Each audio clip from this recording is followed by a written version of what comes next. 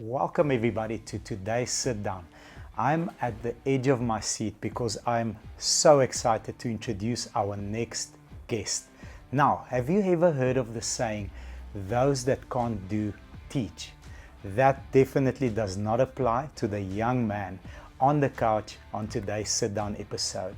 As a coach, he has achieved numerous medals for the students that have been privileged, for the athletes that have had the honor to train with him, including a record-breaking time for a young lady that won the Comrades Marathon. As a professional competing athlete, he has won numerous Ironmans, locally and internationally. He has won the Comrades Marathon. He has also won the Ultraman. The one, the only, the legend, the living legend. We are so blessed and honored to have him today, Mr. Nick Bester. Welcome to the show, sir. Thank you very much. Such an honor to have you here. I'm literally shaking from excitement. I'm sweating. It's been a couple of weeks now that we've tried to have the interview. Yeah, sorry. And your busy schedule. Yeah, just things happen, and yeah. Thank you for sharing your time, sir. Thank you.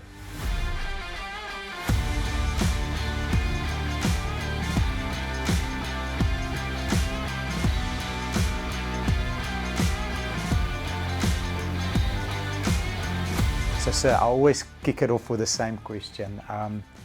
At the age of 17, which is a couple of years ago, you look a little bit older than 19. So a couple of years ago, 17 years old, young man, Yeah. Mr. Nick Bester, before all the medals, before all the achievements that you've been able to accomplish in your short life, 17-year-old version sits on the couch here next to you. What is that young man thinking about? Are you a professional sports person already? Do you have this vision of yourself? Or are you a 17-year-old that's going about life, drifting through the river of what we call life? Yeah, no, I think I grew up in a very sporty family. Okay, great. So at the age of 17, it was a rugby family. My father was playing rugby, good rugby. He was playing for the Oudenaardsrus. Okay. He playing prop for the first team. Prop. And in the same prop. And in the same team, my brother was playing fly-off. In the same In the team same with team. your dad? With my dad. Because Wow. my dad was 42. No pressure. My No pressure on you. my dad was 42 years old and still playing first team prop. But Wow. he never trained because he was too busy at work. He had a garage in town and we had a farm. So during the day he was a mechanic. He was working under the cars. And in the afternoon he was going to the farm. He just bought a farm. And then he was farming and helped with the farming. So he never went to rugby practice. Saturdays he went to the match. He put on his togs. And they put him in first team and he played because they know he's strong and He's he can. physical. And then my brother was, so that was, and I always thought, and I grew up next to a rugby field. Always ball boy, catching the balls when they kick it out and take it back to them and so on. And I always thought I'm gonna become a rugby springbok. That was my aim in life. That's the aspiration. I played rugby at school. My father, unfortunately, when at the age of 7, we were in a big motor accident. My father died. Oh, I'm sorry to hear. Sir. I broke my neck. I've got several chest injuries. I was the least injured of everybody. My mother and my sister was in a car as well. Students, the other car, 2 of them died. But in any case, so they were in hospital for a long time, and I came out of hospital before them.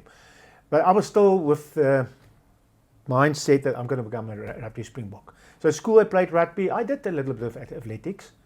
You know, I run whenever there's, what do you call it, your school sport. I do the 800 meter and 1500 meter, but I was never outstanding. I was always top 3 or so, but not outstanding. I played rugby, and I finished at the age of 17. I was in Klerksdorp in Westphalia High School.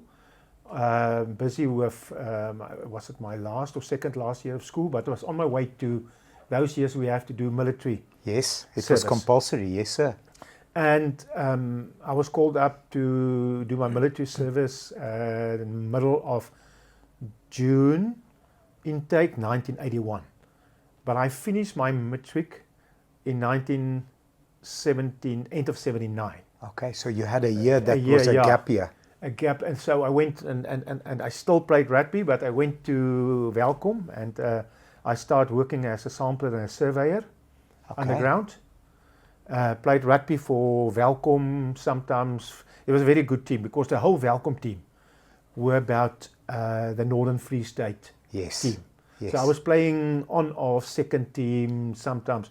Intermines I played first team. But in any case, they never choose me to become a rugby Springbok. So I played well, but not good enough. I played scrum of course, because I haven't got a big body. The build is. Yeah. is- And then I went to the Parabats. I went to the army, and then I been selected to go to the Parabats. Wow. And we still active, very active. We couldn't play rugby in Parabats. There were other things to do. You know, we involved in the border Yes. in those years, Rhodesia, before we became Zimbabwe. Yes. And then we went to Angola, and so there was never time to play rugby. Tough But there years. was time to stay fit. To stay fit. Tough Because years you for a have young to, man. it's tough. The Parabats were tough to make the course and to make the serve and to be chosen to, because the intake there was about 600, 2 companies, and then at the end of all your physical practices and your physical tests and your jumping tests, only about 190 get chosen to stay in 2 companies. From 600. From 600. That's a very difficult. And the 600 already was selected at different military bases, the fittest of The elite them. of the elite. The elite of the elite, yeah. Wow. But in any case, so yeah, I came out of the Parabats in June 1981, and then I still got this mission of to becoming a rugby Springbok. Played rugby again. I came to Pretoria. I played here for municipality, and then I started running to a rugby practice and back to get to fitter for. And Okay. then one of my friends entered me for a road race, and Okay. I finished. I think I was 24th out of 5,000. Out of 5,000. And then I see I'm not a rugby player. I'm a runner. I'm a runner. So how Yeah. far was the distance to the rugby practice? It was short. I was living in Gesina. It was 2-3 k's. Okay. 2-3 k's back. It was not long. Okay. You know. Okay. But so in any case, yeah. And then I start to. Now, I see I'm a runner, and the next race coming up. So that was an 8 kilometer he entered me for. Okay. So the next race coming up was a 50 kilometer. And 8 and a 50. And everybody was training for the 50. So I said, okay, now we do the 50. And that was a city to city. You start Johannesburg, you finish in Pretoria. And I ran quite well. And you never ran that sort of distance. 2-3 No. k's here, play rugby, No, run yeah. 2-3 k's back. Yeah, you never specific train for that. And then that was June, July, I ran my first 8K. August was this 50K. And then It's back to the back. next race, October, was 100 kilometer. Wow. The third one. It was a track event in, with Fabians. Yes. And they have the 500 meter track there, the cricket field. Yes. And we have to run around the cricket field. So it's 500 meters. Is it 100 times? No. 200 times. 200 times. 200 times, that's 400 Yeah. kilometers. That's Wow. 100 kilometers. So we arrived the night we started at 8 o'clock at night or 6 o'clock. And we arrived there, they say if they've got bad news for us, it's not 500 meters anymore. The track is 400 meters. So it means it's not 200 laps anymore, it's now 250 laps. But it's still 100 kilometers. The distance is the same. Yeah, yeah. distance is the same. I think but it's just a mental thing. that's the thing. That's It's a where it comes mental in, mental thing. You mustn't let that anything bother you. You know, you must, if you want to do something mentally, you'll be able to do that. So that's the main thing in sport and everything in life. Your mental attitude must be right. So I would say, fine, we do that. So I came 8th. It was Wow. the SA Championships. It's your third race in my 3 third race. months. So you did a 8, you did a 50, and you did a 100, 100. and you come 8th. Yeah. So yeah. That You were not a night- rugby player, so you were a professional runner, yes. But now I'm too big for a runner. You know, my body. When I was very fit for Comrades, I weigh 72, 73 kilograms. Okay. I'm 75 now, but a little bit overweight. But in any case, Ultra fit. the guys I'm running against, Bryce Fordyce, 56 kilograms. Wow. Mark Page, 54. Wow. Jetman Masutu was 49 kilograms. 49. So I was 20 kilograms heavier than the normal ultra distance runner. The winners. That's a lot of weight. There's a lot of weight to carry, but luckily I was, I think I had a little bit more strength. I was strong. So that was 1981 that I started No, it's 84. 84. Because 81, I finished my army. You Then I finished was it. back in Welcome for 6 months, and then I came to Pretoria. I played rugby till the age of 24. Then I started to run. Only at the age of 24. 24. Unbelievable. I Yeah. didn't know that. I thought, you Yeah. know, you were running athletics, just killing everybody in any school. And you know, progressively you get to that. Yeah. You do a 8 kilometer, you do a 50 kilometer, and then you do a 100 Yeah. kilometer. Within a mistake of 4 months. 4 months. And you're 20 kilograms heavier than your competitor. No competitors. That's All of them. unbelievable. The other heavier Comrades winners was Alan Robb. He was about at 68 kilograms. Dimitri Grecian was 68, 69. Bob Delamotte was about 70 kilograms. But he never won. He was second. But in any case, that was the bigger runner. But the rest, David Gatepe, who's holding the Comrades up record. Yes. A down record now. Down. Down. He's 46 kilograms. That's unbelievable. 46 That's just it's a big advantage. That's what I say. But how I progress in running, that is not what you must do when you run. Okay, please do that. It's Don't not do that. it's not do 8, 50, 100. That's not no. that's not how what it's I'm going done. to teach. And you know, you finish the 100 kilometer. What happens next? Because clearly you are extremely talented, and it's not a trained talent, because you never like you said, it's exactly what not to do. So this is a God-given natural ability to run far and endure pain, because it's just enduring pain. Enduring pain. You're right.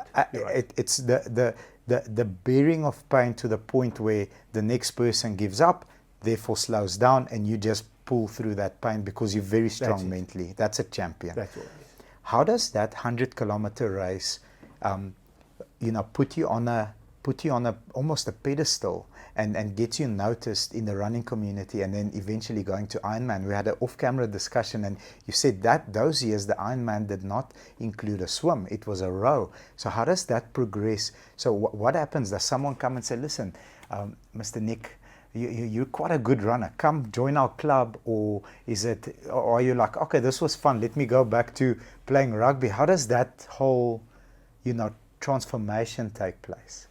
Yeah, okay, so when I realized that I can run now, so I immediately changed my mindset from becoming a rugby Springbok. I want to become a Comrades winner immediately. That's what I think. That's immediately. Boom! Yeah, I'm going to yeah, win the Comrades. that's right. I don't want to be a Springbok Yeah, anymore. I'm yeah, going to win the that's Comrades. Not I'm going to try and finish a Comrades. I'm going to win a I'm going to Comrades. win it. That was my Love it. decision. It's a decision. It's a mental. It's a decision. Yeah, it's a mental decision. And then automatically your mind pushes your body in such a way, in a direction, that you'll be able at the end of the day to achieve your goal. So it's your mind is driving your body.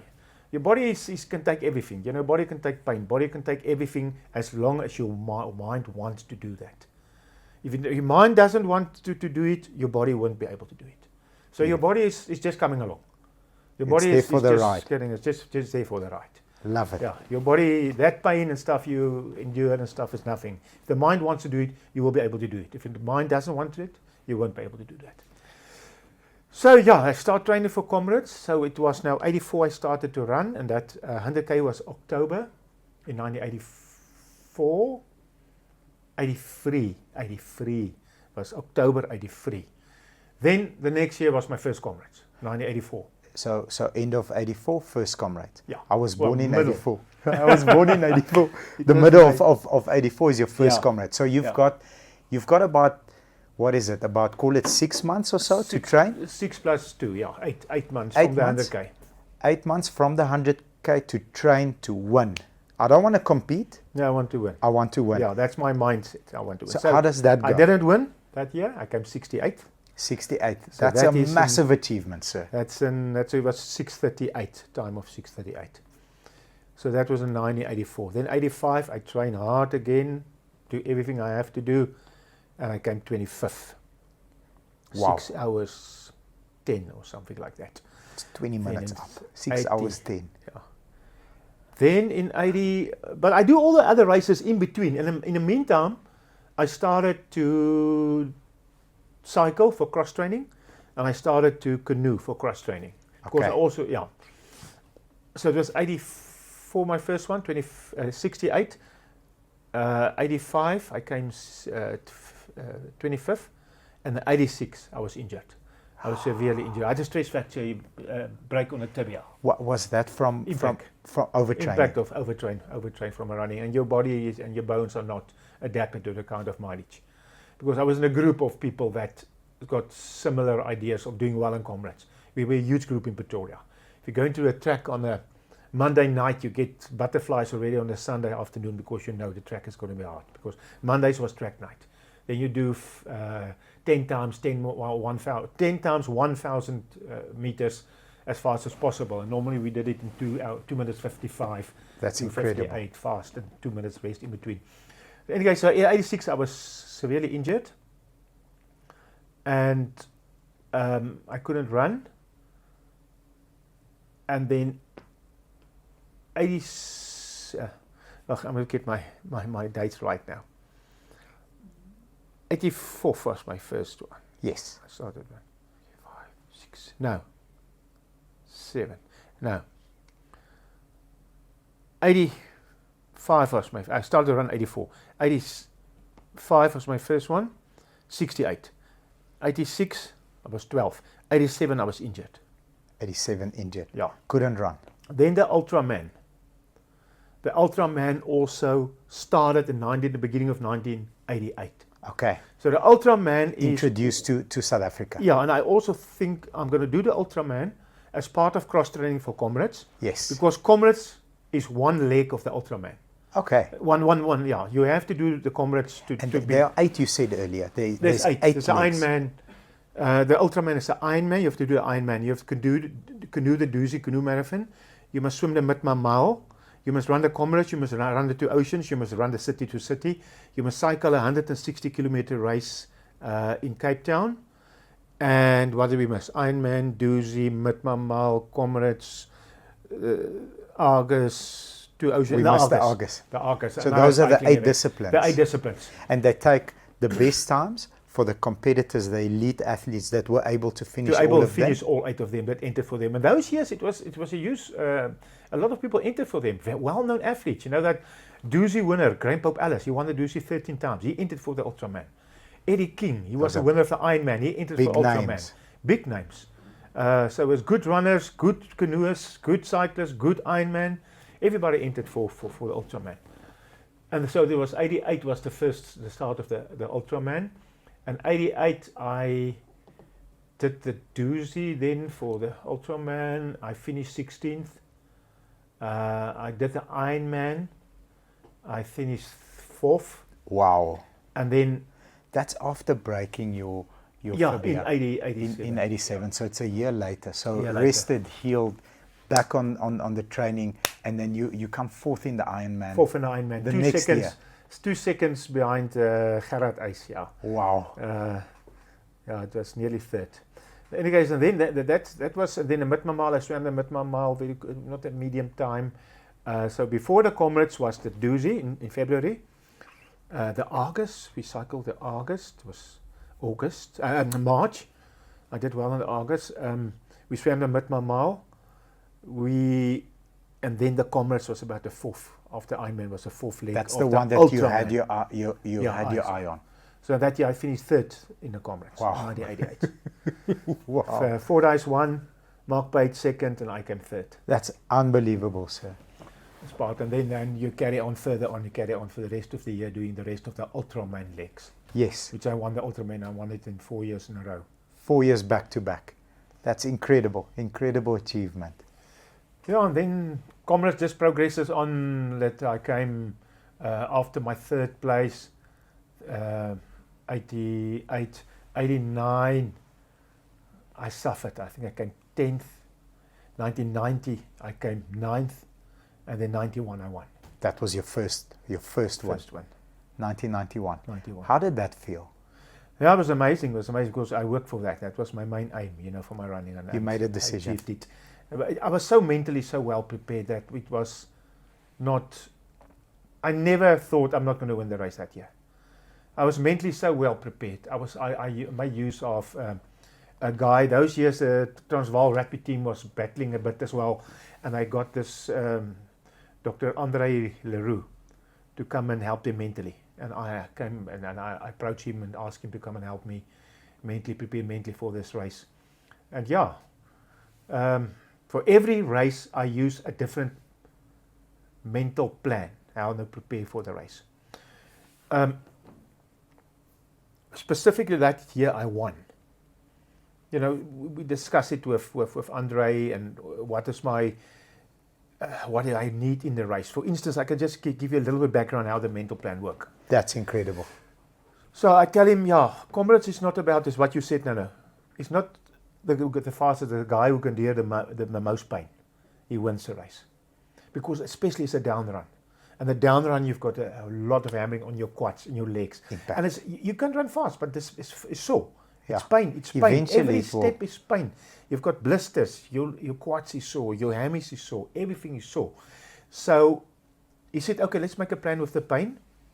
So what we did is we built a red pipe from the route where it starts in Pietermaritzburg. I know the Comrades route very well. So it's Maritzburg, go up Polish, down Little Polish, Harrison Flats, Drummond halfway, up Botha's Hill, Hillcrest, you know, the whole route. So we built that red pipe all over the route. That if I'm experiencing until the finish, and at the finish, my little girl, Jardine, my daughter, was dressed in red. And every time when I experiencing pain, I'm visualizing that she's pumping a red fluid. It's attached to her left toe, and she's pumping the red fluid in that red pipe on the route till it goes into my right toe. And it kills the pain. So then I don't experience pain anymore mentally. So then he said, what else you need in a race? I say, I'm very strong, but I also want to be stronger. I want to be very strong. Especially on the heels, you need strength. So we built a blue pipe from the finish and to the start. And my son was dressed in blue at the finish. And every time I want more power against the heel, I was experiencing that he was pumping blue fluid from his toe into my toe. Into your toe. That gives you the blue pipe. So I would see the blue pipe, red pipe. We did a lot of other stuff as well. Like I visualizing, you said, what was my weak point? I said, running downhill is my weak points. I said, but let's see, what do you think immediately? How do you want to go downhill? I say, I want to, what's the right words?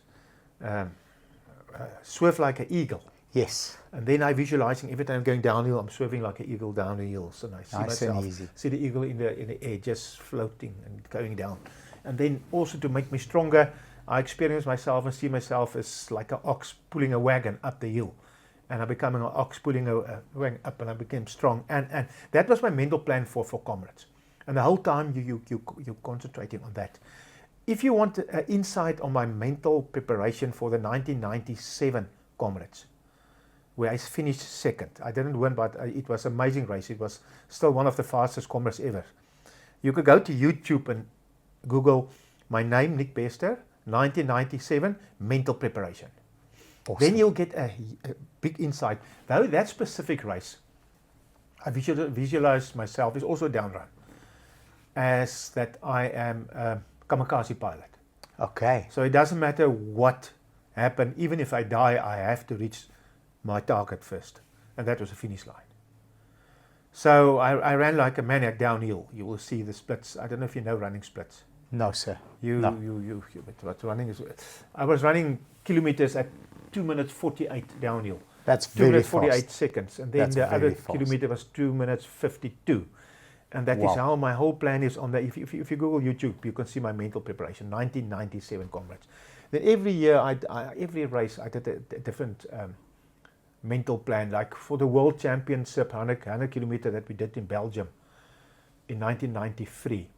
So I didn't run Comrades in 1993 because we were selected for the World Champs, and then it was too close to Comrades, so you have to sit out. I was commentating. But in any case, it was a 10 kilometer in Belgium that you have to run 10 times. Okay. And in this 10 kilometer, there was a lot of turns. And sometimes you run through a castle, and then you're running on tarmac, and then you're running on grass, and then you're running on gravel, and you're running cobblestone. And so the plan that we worked out there, and I told Andre, they will help me, this will be a boring race. 10 times 10K is the same 10Ks every time. And they said, yeah, let's work on a plan. So what we did is I started off the first 10 kilometer, and I see it as an orange 10K. If I look at people, I see orange people. If I look at the road, I see an orange road. If I look at trees, it's orange trees. And then if the 10 kilometers finish, everything changed to blue. Now So it's totally blue. different. It's not boring. It's not boring. It's So a we make different it experience. red, blue, orange, purple, pink. So yeah, I finished 4th in the World Championships, 100 kilometer that year. But still, if I would have preferred, I would have rather have run the Comrades instead. Than the world champs. Yeah. So that's your one true love, or your first true love was. Comrades Marathon. Is it because you immediately switched your one focus was rugby? I'm going to become a Springbok, until you saw, I've got this natural ability, so I'm going to win the Comrades, and it always remains special for you because you've done many races all over the world. Is that still your one true love? That's my special. Yeah, That's definitely. your special. Yeah, I just hope that the Comrades can keep the standard up, that it stay a very popular race in the world. And prestigious as it is. Prestigious race in the world, yeah. Yeah, and then Ironman, I won Ironman 3 times, and I won the Ultimate 4 times. I just practice the same kind of mental attitude to each race that I do and what I compete in. It's to win. We've got the. I compete also in duathlons in the world circuit. You know what's duathlon?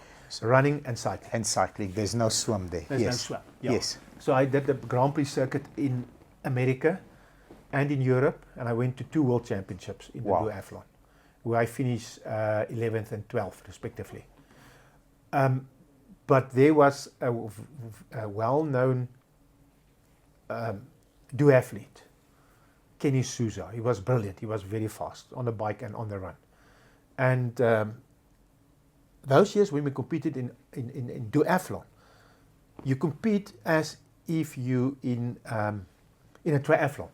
Okay. You're running with a speedo Okay. and a tank top. You know what's a tank top? Yes, It's just yes. a half. Yeah. And just your number showing. Yes. That and you also just your number showing. You also get on a bike like that.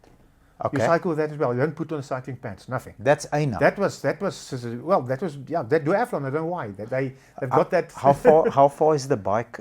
Is the There was bike 2 distance? distances, but the main distance was 5 run, 40 bike, 5 run. That was the world championship distance. That's a far distance in a speedo. And a speedo, but that was now Kenny Souza was running in front of me. I will never forget that. And he's got long hair. His hair was hanging his bum, and he was in the air, and he was at that stage the best duathlete in the world. And he was running in the speedo, and on his bum was a tattoo, "Victory or Death." Wow. So that became one of my mottos as well. Victory or Victory or death. death. So you just it was just amazing for me to see that. We also we paddle a lot in the sea in Plettenberg Bay. So we a lot of old ex-Ironman and couple of canoeists. We've done doozy with me, and we old buddies now, and we still. What we do is, there's a lot of sharks in Plettenberg Bay. Yes. A lot of great whites. Yes. And I've been attacked by one. You know the story. Wow. No, Look at my I don't. thumb. I can tell you the story. I But didn't in know any case, then we paddle in a group to Roebuck. Very slowly, we talk to each other, but that competitiveness is always in the mind of all the athletes, because they're top athletes. And we're all now 50, 60 years of age, 60 plus, 65. And then we look after each other when we paddle to Roebuck. Who's pushing a little bit harder? Yeah, Who's- and we look, because there's sharks around, and if one goes falls out of his boat, you help him to get back, Yes. and. But when we turn at Roebuck, the saying is victor or death. Then you Even at this don't age, worry, you don't victory worry or about the death. guy, victor or death. if he turns over, that's you on your own. That's his problem. I love the mindset, sir. Yeah, the shark story, the great white story was that we were paddling in Plate 4 years ago. As a group, 3 of guys, 3. three of you. Yeah, me and Ronnie Pronk, he was ex-Ironman as well, Comrades runner. Ben Swart, amazing guy, he's an avontuur, what do you call it? He's just doing adventures all over. He climbed Mount Everest, he lost 5 fingers on Mount Everest because of frostbite. He's a top lawyer and stuff in Pretoria. Wow. So he's doing all these crazy things. So we was paddling together, me on the left, Ben in the middle behind me, and Ronnie on the right. And I just hear this sound, and a great white attacked him from underneath and bite this size out of his surf ski, just behind his seat, but this far behind his seat.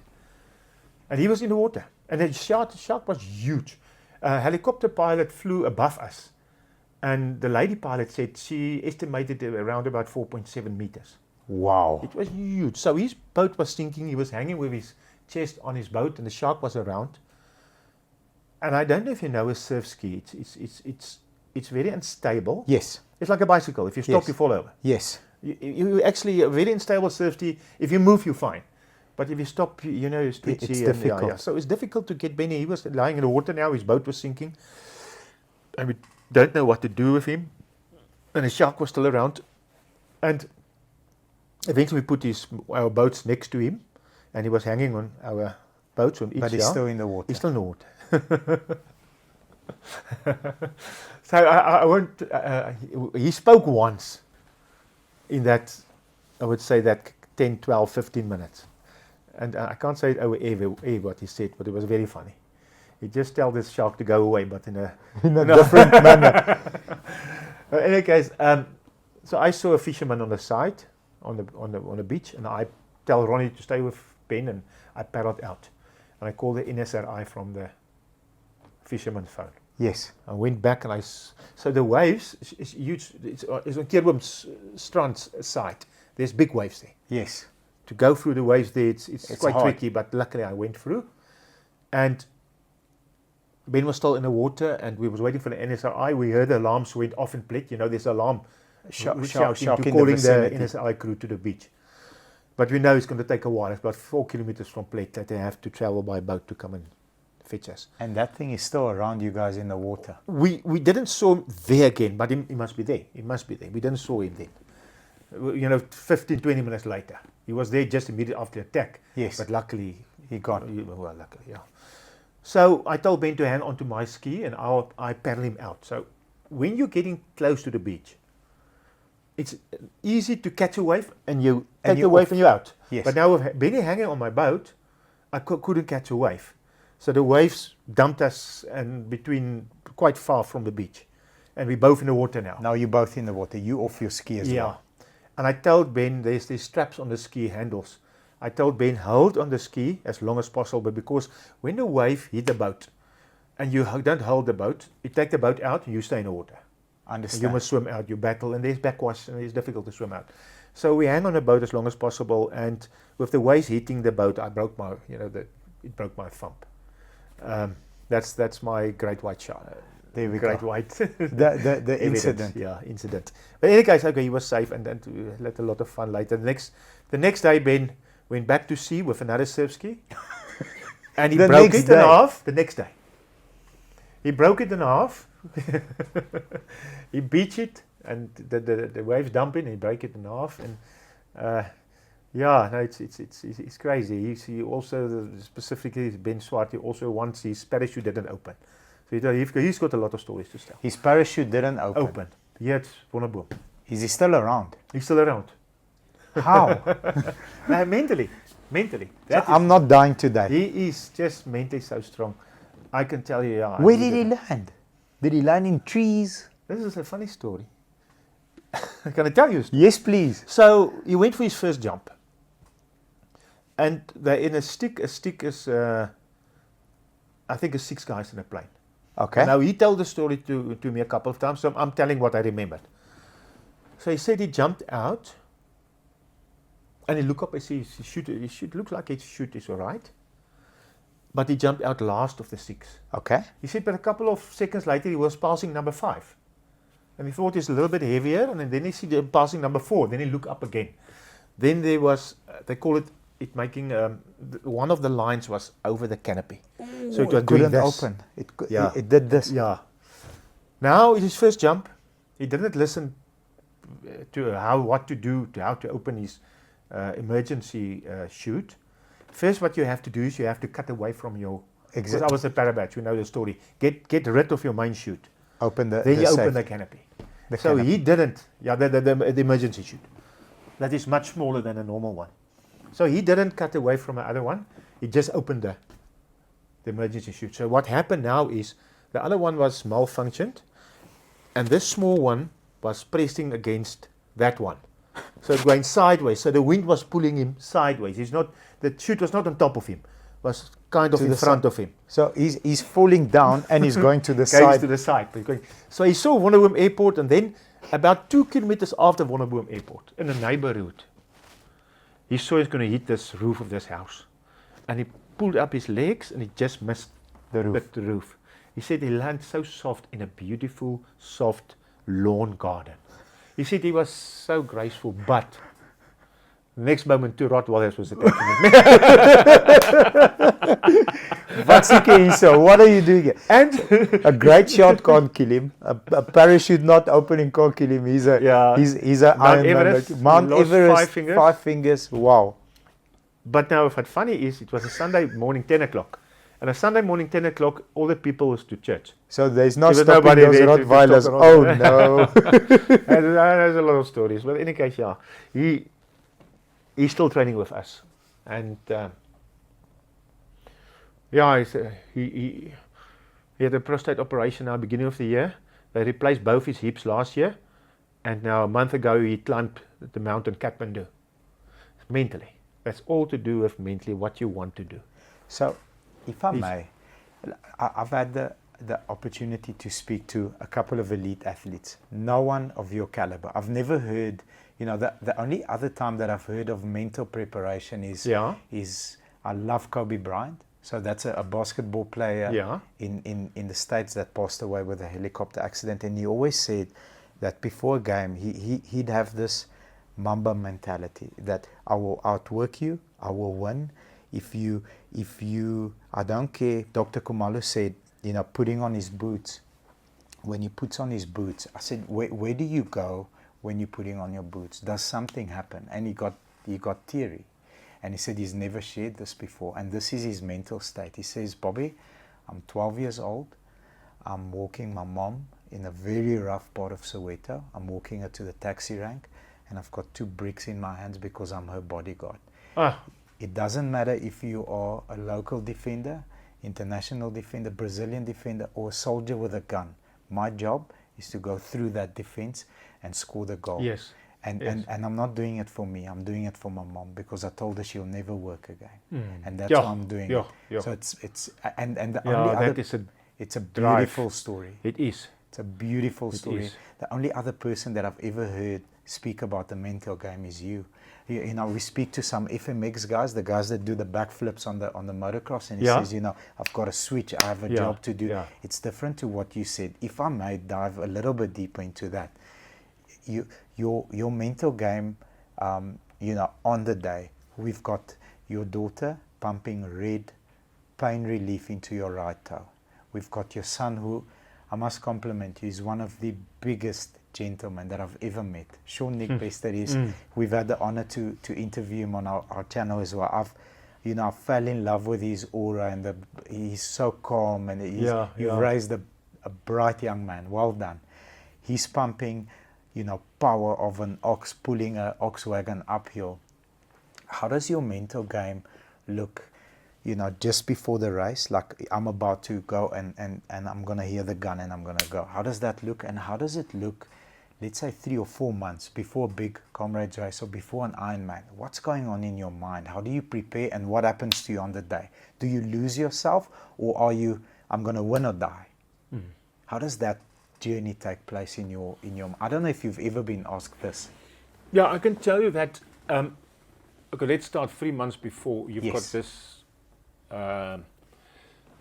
mental or goal that you want to win the race. I'm going to win.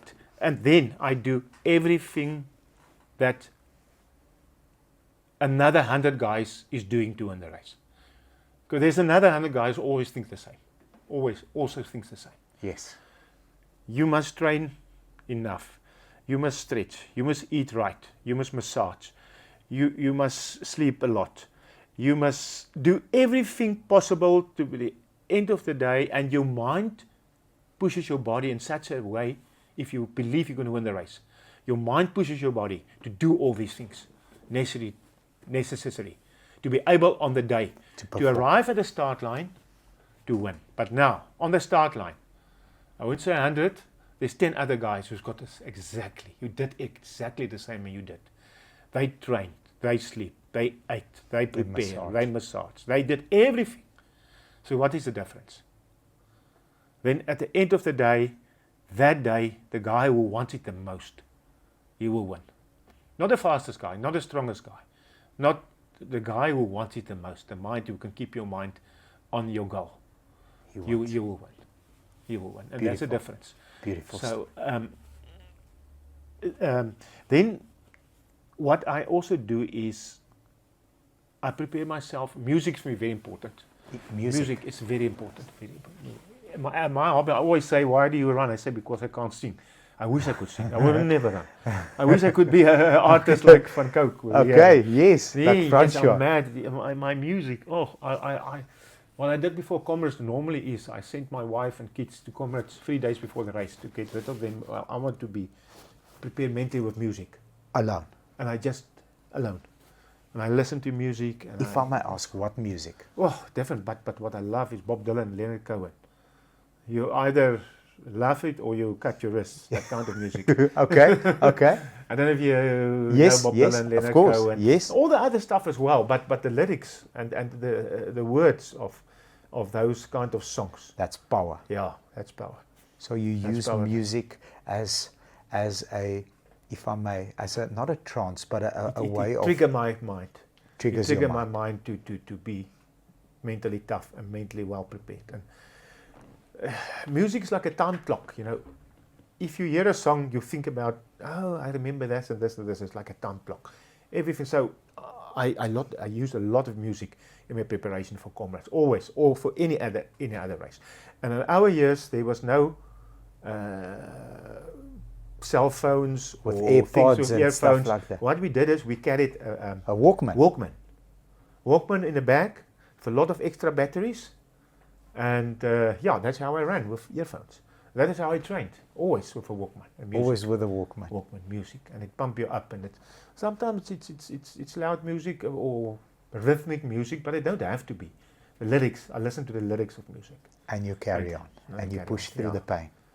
Yeah, still now, you know, if I want to be positive today, and so on, the night I said listening to music and. And then you sit at the start line, and what I do during the race, I concentrate on what I have to do. Very important to do everything right. You mustn't make mistakes. Mustn't make mistakes. But at the start line, sorry if I may go back 3 seconds. At the start line, I love Mike Tyson as a fighter, because he says, you know, he's so scared of that fighter up in training. He says, this guy, he's probably better than me, he's going to beat me, he's going to out-train me. So that fear, almost fear, pushes him to train even harder. He's very scared walking to the ring. When he's in the ring, he's invincible. Does that happen to you as well? Very nervous, but when you're at the start line, I know I want it more, I'm going to win or die. Does that happen? I can tell you, I'm a very nervous person. Well, I'm nervous. I'm getting nervous for everything. Before a race as well. You mustn't... So my wife knows. I'm on even later on in your career, as a absolute top performer, still nervous. Yes. That's getting goosebumps when we're talking about it. I'm nervous. And because I have to do everything, you know, simple things like. I always say this. I wrote down the other day. A guy asked me. I wrote down 50 things what you have to do to win Comrades. 50 things. So one of the things, I can tell you a simple thing is, those years, the cutlery. I don't know if you know that cutlery that got, the handle is 2 pieces of plastic, and in the middle is the metal piece of the fork. Yes. I never eat with that, for instance. No, because where that 2 plastic pieces is, normally there's a small gap. Yes. And when you wash the stuff, germs can stay in there. Okay, that can make you sick. There's one thing of the 50, what you have to do to win Comrades. You don't want to get sick 3 months before the race. So you don't eat with that cutlery.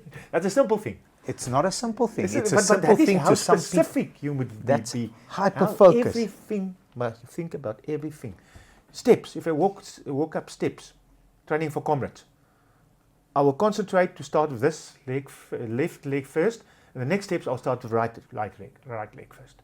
so you get the same kind of training in each leg. It's another one of the 50 things you have to do to be able to start on race day well prepared. Yeah, so you must think about all the little things. Then you can be positive. Then you got a chance to win. A chance. No, you're not going to win. You've got a chance because there's 10 other guys who did the same. And then you must be on the day. Then on the day I changed completely. I'm very aggressive. I'm aggressive with my opponents. I want to destroy them. I want to kill them. I want to get rid of them. I'm very aggressive then. On the day, Yeah, it's me. Yeah.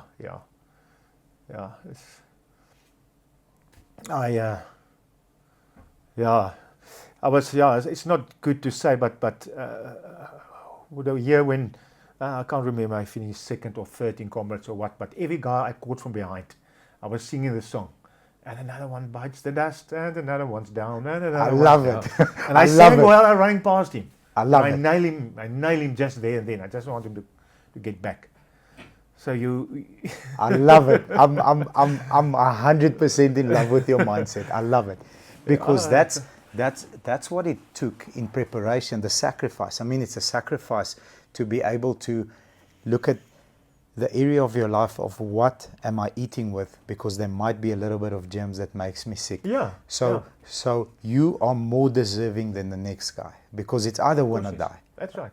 It's not even like, how dare you compete against me? Another one bites the dust. Yeah. Another one bites the dust. Yes. Another, until I win. Until I you love win. it. I love it. That's a killer. It's just, I'm here to win. And when you won, if I may ask you, getting to know you the last couple of minutes, when you won, I can, with all honesty, it wasn't a surprise to you. No. You deserve to win. Yeah. Therefore you won. I know I'm going to win that year. I know. You know, it's I not know. a surprise. It was formality. It was a formality. I love it. Mm-hmm. That's beautiful. I think the last 4 minutes of our conversation, you can rewind it, and that is why, Mr. Nick Bester, you're a legend, sir. It's that mindset. It's just, I don't care what happens. I don't care how sore it is. I don't care who outtrained me. I don't care who's next to me. Another one bites the dust, and how dare you compete against me? I'm gonna win. It's a formality. I love it. I'm very excited for that. It's I think in today's society, if I may say, there's a lot of softness in today's society. Like, everybody gets a medal. Everybody is a winner. Not everybody is a winner. You sacrificed more than the next person. More than another guy, yeah. And you were able to absorb a lot more pain than the next guy. So you deserve the medal. He doesn't, or she doesn't. Love it. If I may, transitioning from a competing athlete, you're still a competing athlete, but you hyper focus on coaching. That mentality, that mindset, have you seen it? You obviously have developed a record winning woman Ironman. I'm sorry, a Comrades winner. Comrades and 2 Oceans, yeah. And 2 Oceans. Did you see that killer mentality in her right up front in the beginning, or did you have to work on that? What I'm asking, I suppose, is it a natural mentality, or is it something that's worked on? And what is a champion for you? I walk in and I say to you, Mr. Bester, train me. How long does it take you to realize whether I'm going to be a champion or not? Okay, first let's start with the mentality of that she has the killer instinct. I think you must have it. So you've got it. That specific athlete did have it, but there is ways to teach them how to use it better. It's difficult to teach. In Afrikaans they say, or in English they say, "Ach man, just use your head, man." But to teach somebody how to use the head, the how is important. The how, you must understand. That is difficult to teach somebody how to use your head to your advantage. It's difficult. Some people will never have it. Some people will never realize how to use their head to be strong and out. So there is ways to teach somebody to do that, but you must have it in you as well. I think if you don't have it, you can't teach it to anybody. You can't. If you don't have it, you can't. You can't. You just don't get it. Is it a work ethic? Is it, does she show up early for practice? Does she practice later than everybody else? Does she ask more quality questions? Is she more detailed as you are, not eating with certain cutlery? Is that part of the mentality that you look for in a champ? Well, in a champ, you don't look so much for that. You look for somebody that a positive that wants this guy wants to do well. You look at positiveness, because any negative thoughts get stored like this. It's very easy to store a negative thought, but to store a positive thought, you must rehearsal it all over again, all over. It's difficult to store a positive thought. So you look at people that is positive about life and everything, and that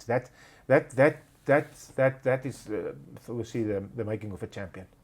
To be positive and be able to use your head in the right way. I just got something, sir. In the beginning of our interview, when you were involved in the horrific accident, you broke your neck and there was fractured ribs and all sorts of other damage.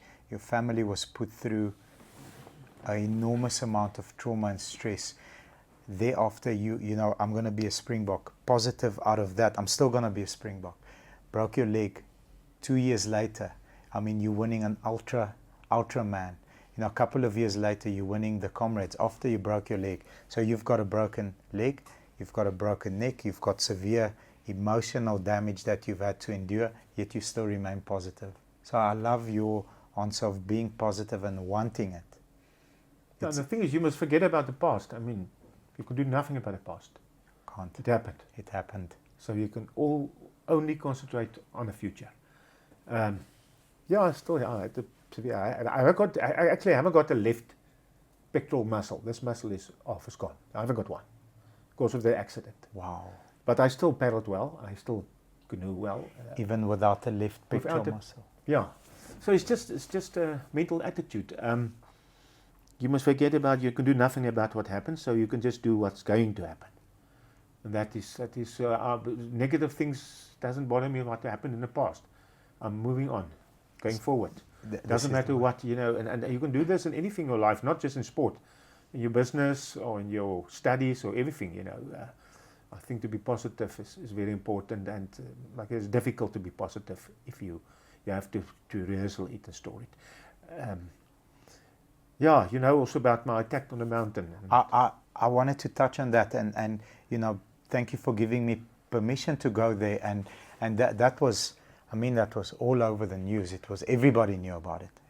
Yesterday I had a chat with Uncle D, who's a retired brigadier in the police and a current very high-ranking police official, and we had a conversation. I said, they're your age, young men like you, and I said, you'll never guess who's in the studio tomorrow. He's like, who is it? What's a mooi meisie? I said, no, I've got a legend. And when I said, Uncle Nick Best, they said, oh, did you hear about that? And please, if you want to go there, that's a traumatic experience. It was, and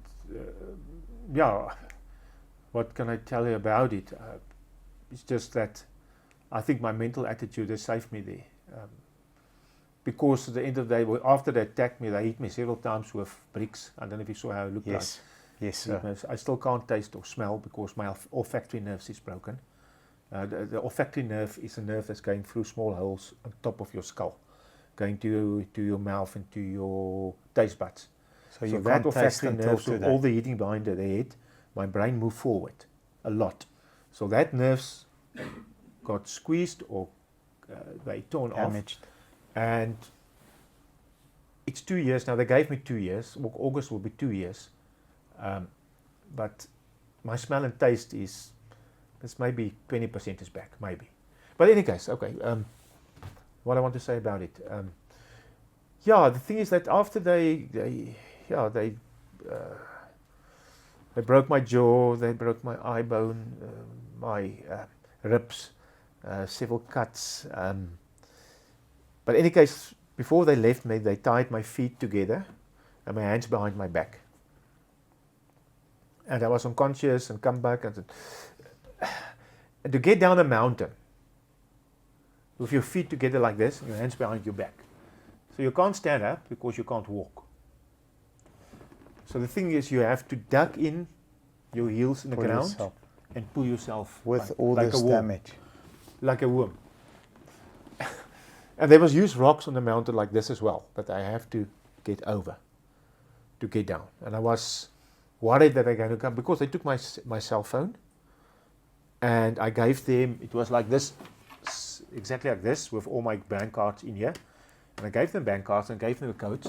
So there was no reception there, so they went somewhere to try and test the codes, if it's working and stuff. So when I came, I realized again that they're gone. I know they will be coming back, because they left me inside a kind of shelter. There's rocks all around, huge rocks. There's a small gap that you can get out, but the gap is the slope of the mountain. You have to go up the slope of the mountain to get out of that gap, and then you go down. Oh wow! So how do you get up there? You get up there with this like a worm. But anyways, I did it, and I think that was my mental strength, and that also helped me through there. So I crawled down that Magalies mountain on my back like that, and then they cut me off. Anyways, I forgot about that. It doesn't bother me anymore. It's in the past. You've got no control. I don't care. I don't taste. I don't smell. It's if you look at, you've had several traumatic experiences. I mean, your mental strength, your will to win, your will to carry on, I think is what saved you. I agree, sir. Definitely. It's not anything else. It's just nothing else. I'm gonna make it, or I'm gonna die, but I'm gonna Yeah, make it's just you decide. You're gonna make it. I You decide. just make a decision there. I'm gonna make it. You I'm make gonna it. win the Comrades. I'm gonna do this, and no matter what happens, I'm gonna do it or die. That's it. If you, Yeah. if That you, is. if you could, lots of people, lots of aspiring runners and athletes look up to you and in this awe of all your achievements. If you could say, going into, let's say, running and for people that want to attempt to finish, never mind win, attempt to finish an Ironman, what are the 3 or 4 things that you would suggest that they immediately look at and start doing in preparation for, let's take your first true love, or maybe your second true love, but the one that you've held the longest, which is Comrades? What are the 3 or 4 things that you should start doing, and how far from the actual race would you suggest people start doing those 3 or 4 things? Okay, firstly, if we start talking about running is a jarring and a destructive sport. It breaks your body. Yes. So you must take it very, very easy with running. Ease Don't go into it. overboard. Ease into it. Run slowly, walk a lot, but consistency. Consistency is the key word, and I think it's very important to be consistent. If you want to do something, do it. Condition your body. Condition your body so that, and be consistent is much better than doing. If you want to run this week, don't do one long run of 20 k's. Rather do 6 short runs of 2 k's. Okay. It's much better than a overdoing long it. one. Yeah. And then any endurance sport has a lot to do with body weight. Try and get your body weight down. If you're a little bit overweight and fat, you can do exercises like cycling a lot to burn muscles, because running, you can only do 20 minutes of running if you're unfit. Yes, you can't do more. Cycling, you can cycle for 2 hours if you're unfit. Yeah. So you still burn the fat, you still teach your energy systems to convert glycogen into energy. You're building mitochondria on the muscles. You're doing everything. It's just you haven't got the jarring on the legs.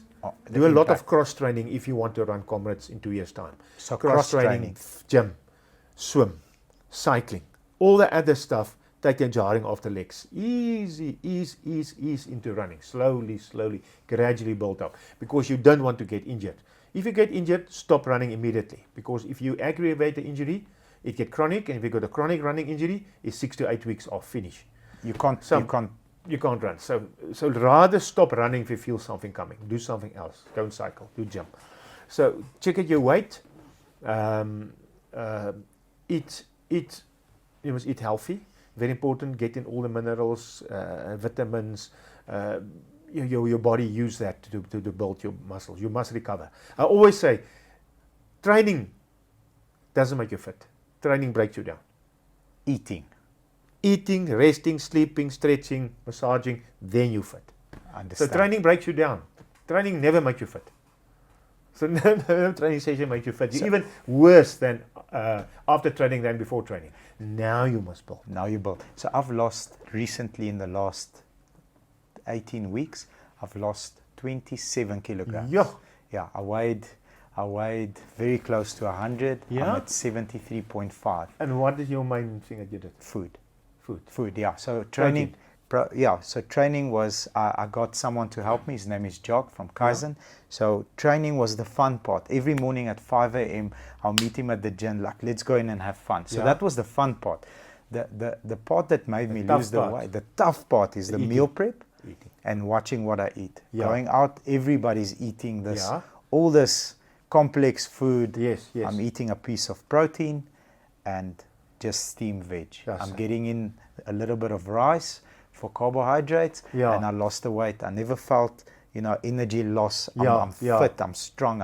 I've never been in this shape in my life. I'm 37 years old. Yes. So I agree with you. The food is very important. And fats? You're doing fats? Yeah, I do avo. I do some nuts. But very controlled. Very, very 60 grams of avo, half a avo, decent size.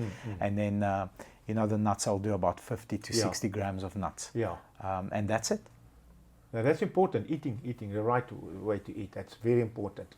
So you ease into the running. Ease into the running. I can just tell you what I do with my eating is I love meat and fats and protein. So I eat a lot of them, too much. But now I always say that I can tell you what I do in the morning. I take carrots, broccoli, cucumber, celery, garlic, ginger, beetroot, apple, banana, papaya, about 12 different fruits and vegetables. And then I liquidize it. In a blender. It's raw. It's not cooked. Yes. Everything is raw. Then I liquid in a blender. I put protein powder in, a little bit of amino acids or branched chain amino acids, a little bit of creatine, rice water, almond milk, and then I made myself about 2 liters of that. Okay. And I swallowed it and I drink it. Okay, I just finished my last part in my car now when I'm driving here. Okay. And then I call it, I'm finished with my junk food for the day. Is that your junk food? It's my junk food. Because I don't like fruits and vegetables. I just follow it. It's gone now. Done. It's done. That's a lot of minerals and vitamins. Now I eat my proteins the rest of the day. I eat chicken breast, biltong and beef and chicken and I'm not eating fish. I can't eat fish or seafood or stuff. I wish I could, but I don't eat it. You don't like it? I think it's healthy. Yes. I think it's healthy. But in any case, a lot of water. You must drink water right through the day. You must drink a lot of fluids in training. And then you have to eat right. But I always say also that people mustn't think they must train. You have to train. You have to do the work. Don't try to lose weight by diet.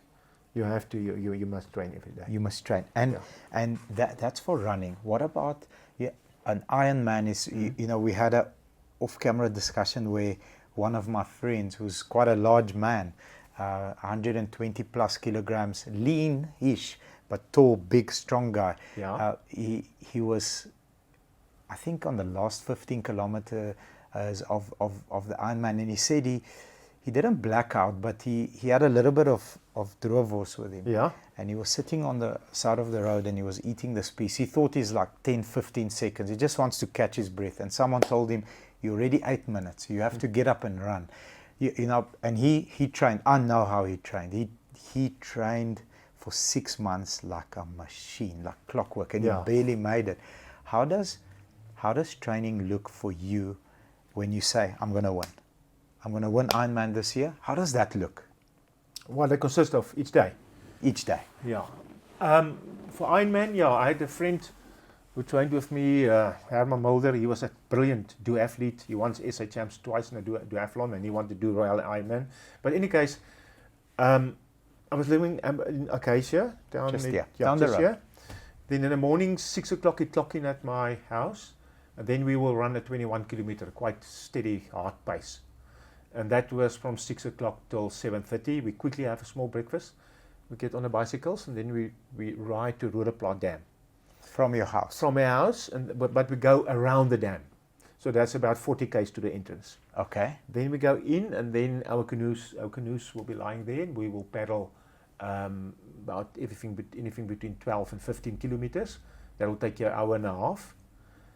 Then we get back on the bicycles, then we paddle, then we cycle back to my house. So that's now around about 2 o'clock in the afternoon. Yes, that's Then we intense. quickly have a lunch. We lie down and sleep, and then we wake up about 4, 5 o'clock, and then we had a huge, what is a bale in English? Axes.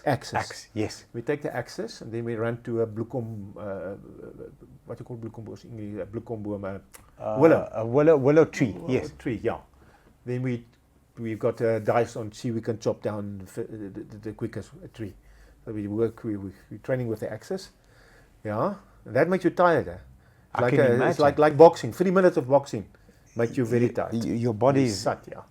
Then we run back to my house, and then we have then we eat and sleep. Next morning, same. Same. So 5 days a week, 6 days a week, three days a week? They always ask me when I rest, and I tell the athletes I rest today when I die. So we train every day. Every day? Yeah, every day. You do something, at least every day you do something. Some days it's much easier. Go back, and then for Comrades instance, the year that I still see my 3 second places in Comrades, better races than my Really? It was I raced against the Americans, the Russians, big international field when I had second places, and the times were much quicker and faster. But for that instance, one race, me and Charles Matthias was racing Z5. It was a down run, especially in 1997. And we went through the 80 kilometer in a world record time. Wow. We went through 4 hours, 48 minutes through 50 k's. Unbelievable. And then we all battled a bit the last part. But in any case, for that specific race, I look at my logbook.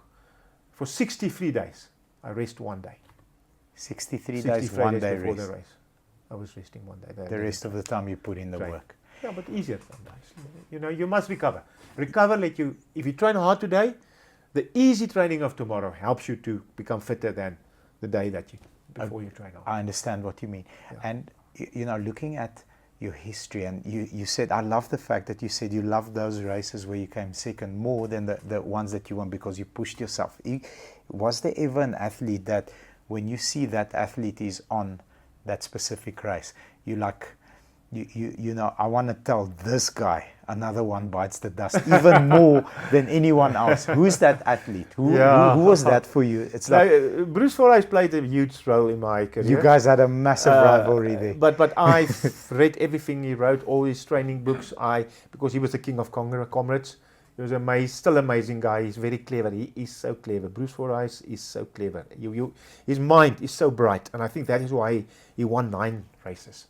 And I always wanted to beat him. Yes. Compete, but I took a lot of his knowledge, and eventually I was the one who beat him. Yes. To keep him out of his 10th win. Yes. So he stand out for me as the Comrades guy. The person to beat. Yeah. Beautiful. Yeah, and we're still good friends, and we laugh, and he's a great guy. That's an amazing guy. I can't tell you how unique he is, and he knows everything about everything in the world. Wow. He's just clever. He's like a photogenic brain. Natural. Just high IQ. Yeah. Awesome. But don't ask him to work a telephone. No. Don't knock this. No. Ask him about philosophy. He'll tell you what happened in this. Beautiful. Yeah. And if you were to say it takes a village to raise a man, the 3 most influential people in your life, who would those 3 people be and why? That's a difficult one. Very. I can tell you it was a difficult one because, I actually just was For well, I lost my father when I was 7. Very my mother young. died a couple of years later. I was in the army. I was actually by myself And before I got married. Tough. Obviously, then yeah. you've got your wife that wife and you kids. first formed that bond with another human at the age where you could, because at 7 years old you're not fully developed as you don't know who you are yet. So your wife was really the first person that you formed a deep relationship with. Well, the others was just some family, my brother, sister, but we all apart. And I was 7. He was much older. He's much older than me, and my sister's much older than me. So we're not on the same level. It was not friends for me at that stage. Difficult to I was relate. 7 and he was 18. Oh, it's a big gap. It's a big gap, yeah. And It's a big gap. Yeah, if you're that different, there's no connection, there's no relatability. There's not so much. No, it's totally different. But in any case, yeah, that's a difficult one. I can't tell you. Okay. Yeah. If you are not I will training, just come back to that one quickly. Okay, let's do it. I will just 100%. My father was a very special man. What I remember of him is that he was always, the people say, he was doing good to everybody in the town, in the little town of Rugby. So I was always thinking about him. But okay, I just know him till the age of 7. Yeah, you never had that I never opportunity to get to know him as an older young man. But the stories I hear about him is funny stories, and I can just realize he was very strong, and he was. Yeah, I met another guy his age, and he told me one day, my father, like I told you, was a prop, and he told me he knows that he was playing I think my father was playing for Ooral's team, and he was playing for Wesselsbron. Yeah. And he told Rivalry. me he was scrumming against my father, and he know when they play against Ooral's, the only thing you do against Nick Bester is you scrum against him. You don't do any funny things. You just you just scrum, because then you're gonna be in trouble. Yeah, because I mean he's physical during the day as a mechanic. And then he goes on the farm. I mean that is next level hard work. Yeah. He's picking up things, making sure things are lined up, and amazing. So he was like he's my hero, but I didn't know a lot of my hero. Yes. But you were fortunate enough to have at least those 7 years, and he's in a better place than we are. And yes. Definitely. If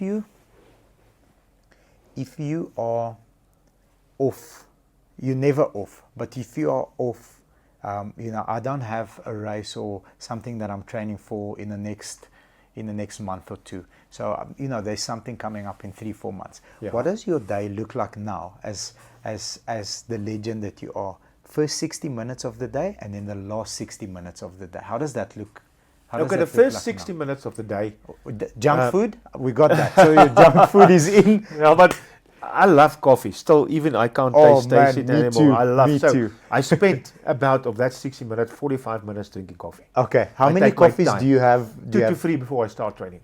2 to 3. Yeah. So the caffeine is good for you. Is good, and I still it smells and tastes different now after my attack, but I still remember the taste of coffee.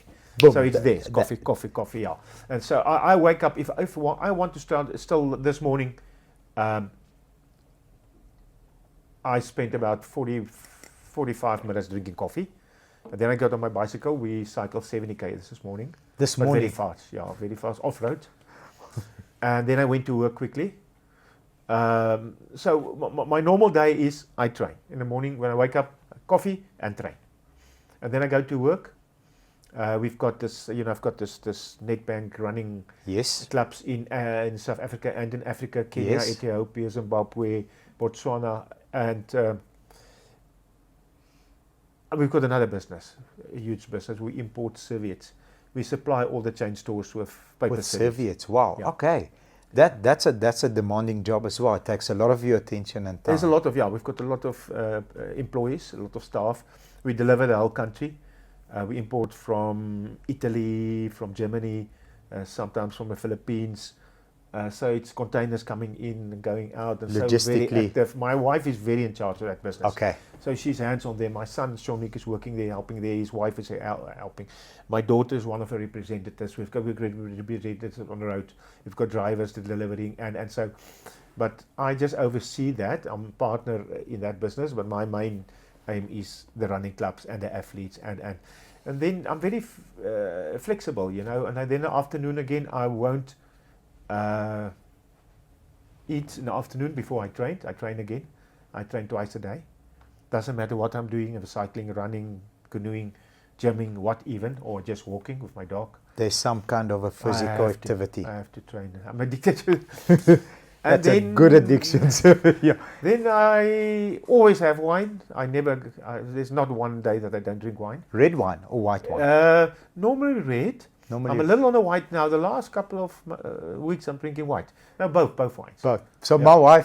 my wife is. There's nothing wrong with Yeah. one glass of red wine every No. night. No. Good. No. I'm gonna tell every her. night. The Every champion night. says, thumbs up. You may have it. There's a lot of good stuff in red wine, and yeah, I love wine. I have wine always at my evening meal. And yeah, we don't sleep. I normally sleep early at night so that I can wake up early in the morning. What is feel good. early for you? Early, yes, sometimes these days I sleep between 8 and 9. Between 8 and 9. Yeah. Shut eye. Yeah. And wake up tomorrow morning. What is a normal wake up time for you? Like 5 o'clock, 4 o'clock? Yeah, 5 at o'clock? least 5. 5 o'clock. Yeah. Boom, up 5 early, o'clock, yeah. coffee, Yeah. 70, quick 70 kilometers on a bicycle. I get tired driving 70 kilometers. I can't sing. I still wish I can sing. There we go. And I still would never been. earphones, AirPods, some sort of. Yes, after that attack, I was wearing earphones when they attacked me in the mountain. So yeah, I haven't since then. I haven't. You want to hear Yeah, your surroundings and yeah. what's going on around. Makes sense. Yeah. Makes sense. But yeah, and it's a normal day. Yeah, sometimes. My work is very flexible. Sometimes I work a little bit at night quickly, do some emails and catch up. And tomorrow morning I know I can go and train. And in the olden days, there's a lot of meetings. Huh? Now there's no meetings anymore. It's difficult with the world changed. Yes, immediately. Yeah, it's just Zoom, overnight. Boom, Teams. Zoom. That tomorrow we've got a function in Johannesburg for our clubs. We launched the Nedbank Runner Fight series. Okay. At one of our town trial clubs in Sandton, yeah. So tomorrow is official out going to Joburg. And in the olden days, a meeting in Joburg is one day. Yeah. You wake up and you train quickly. 9 o'clock you leave it. There's traffic. 10, 10:30 you there. 11, 12, 1 o'clock is a meeting. Get it back in traffic. You're 3 o'clock back. Yeah. So how one does that meeting, one look day like gone. now? So that is out now. It's Yeah. luckily. Yeah, quickly log on with shorts and a nice shirt. Shorts and a nice shirt. You're decent. You're presentable. Yeah. Awesome. If you could spend a day with someone, who would that be? Yeah. Okay, my sporting hero is Muhammad Ali. Muhammad Ali. Yeah. Why? Yes. Killer Mentally, mindset. he killed his Man, he killed his competitors mentally. Beautiful. He was amazing, and that was my sporting hero. Sting like a butterfly. Sting like a bee, dance like a butterfly. Sting like a bee, yes. Yeah, I'm the greatest, yeah, Muhammad Ali. Yeah. Awesome. So what would you ask him? If you could ask him a I question. will try and tap into his mental attitude and how he used that and how he, helped me to even better mine. Because he was a good boxer, but he was mentally above the rest of the guys that he fought. I agree. He beat them before he get into the ring. I agree, because already you could see the people down as they entered the ring. I think Mike Tyson had that as well. Yeah, the killer instinct. Mike Tyson. When he started, giving the guys a go in the first round, the people when they walk in the ring, they would never look him in the eyes. Yeah, they were afraid. And that's when he said, when I see him and he looks down, I know. No, he's gone. It's a formality. It's gone. Yeah. It's a formality. Yeah. Beautiful. Love it. Are you a big reader? Yeah, I read a lot. Especially when I was training, obviously professionally, I read a lot. I read a lot of medical books. I read a lot of To stuff like that, to understand how the body work, health, and yeah. I don't watch movies. No Netflix. No. Not for you. Yeah, I would rather read something about health and how to, I read a lot of medical stuff. Medical stuff. Yeah. What's your favorite book? We're a company that loves reading. We've got a reading club. Once a month we get a book. We write a full report on it. 3 paragraphs. Every employee does it. Initially it was very forced from me. You have to. Now it's very exciting. We run competitions around the book. We're currently reading a beautiful Stoic book, which is The Obstacle is the Way, by Ryan Holiday, and it just speaks on that killer instinct, like whatever is happening to you is the way to go to the next level. If you could say, what was your one book that you remember, like, this was a great lesson? Maybe our viewers will also have that benefit that you got from that book. Okay, the Power of Positive Thinking. The Power of Positive Thinking by Norman Vincent Peale. Beautiful. It's a very simple explanation of how to use your mental energy. And that I read a lot, and I spent a lot of time on that before my Comrades, we'll say gold medals and victories and stuff. And it teaches you a lot of things, very simple. It's a very simple writing, difficult. Not difficult the to plain understand. man can understand it and apply it. Yeah, apply it. Beautiful. Yeah. Your car history, what was your first car? First car. It was a Volkswagen Kever, Beetle. A Beetle, okay. Yeah. What color? Green. One cool story about that car, because your first car is like your first automotive love. You always have a special place in your heart for that. Give us one cool story. I must just tell you what come to my mind. I can just tell you that I've got photos of that car where we've been in a fight the night before at a bar, and the blood is against the door of the car. And my friend is standing like this with his knuckles bound up with bandage. Yeah. And I've got a photo of that. It's just what sprang to my mind now. You still have that photo? I still got a photo. Beautiful. The blood was against the car, so how the fight rough was, night. We fall against the car, and it was a rough night. Awesome. And what's your dream car? What is a champion's dream car? Like, what do you think this will be cool? If the family didn't have to drive with you, like, no one, it's just me. What's that look like for you? What's your dream car? Yeah, I like big cars, especially for South African market and for our roads and for our conditions. Yeah, for big, our huge, potholes. Yeah, for our potholes. Our potholes and stuff. I've got a Land Cruiser and the Amarok that I'm very proud of. My Land Cruiser is an old one. Okay, a but pickup. I renovated it. It's a station wagon. A station wagon. 1996 station wagon. And I resprayed it. I did everything. It's immaculate. It's in Pietermaritzburg Bay. I bought it because I was I had a deep sea boats. Okay, and you can launch them and take them out. And very strong car and stuff. So I like big cars like the Land Cruisers and like bakkies like a Amarok bakkie. Amarok bakkie. They're very nice. Have you got the V6 or the 2? I've got a new one now, 3 months old. The V6. Yeah. Oh, that thing has got too much power. It's got way too much power. You don't need so much, but thanks VW. But those are awesome, sir. Those are awesome. It's nice. I don't know, tell you now. Yeah, deep sea fishing. Yeah. I've got a lot of stories with fishes. There's a great white story. Then I've got a Marlin. I went to Sodana Bay. A Marlin. Those are the street fighters of the ocean. Yeah, but they're not as strong as a tuna. Kills you more than a Marlin. A tuna. Big tuna, make you tired. But then again, I caught a Marlin on a boat. The boat's name was Seevarkie. There's 2 people in Sodana, Elise and her husband Johan. They've got both skippers. Boats is called Seevarkie. Seevarkie 1, Seevarkie 2. Okay. And I was on the one. I caught my first Marlin, and it was lying next to the boat, and we just tag and release it. You don't put it in the boat. You keep it alive. Yes. And you put a glove on because the bill is very rough. Yes. You put the glove on and you hold the bill and I go close to the Marlin for a photo, and it's fine. And I leave so okay, let's release the Marlin. And the captain of the boat, Jan, said this was not a nice photo. Nick, go again. And I didn't put the glove on. I didn't hold the bill, and I went down and Marlin looked at me like this. He hit me 5 stitches here and a mark here. I couldn't believe that. The strength and the speed. The speed, that's it like this. But I will never forget the eye of that Marlin. It looked at, I see that eye still, it looked from underneath, it looked at me and he said, I'm going to get you. He called, yes, he hit me. 5 stitches. It's a long story, but this story can carry on. It's an amazing story, actually. So, I was bleeding, but we kept on fishing. Of course we did. Luckily, we had Coke and brandy on the boat. Luckily, to numb the pain. So Johan was on the radio telling the beach already, you just need a doctor when you're coming there to stitch me up quickly. And as we come on the beach, big guy from the Free State rocks up there. He's a doctor without a shirt, bare feet. And I see this guy got much more brandy in than me. So we say, no, let's go to the local hospital. Yeah. Right. No, he stitches your eye closed because we go to the hospital. Johan drove me. We arrived at the hospital. That's a good story about, this was a local small hospital outside of Ndongwa. And I get to the front of the small queue.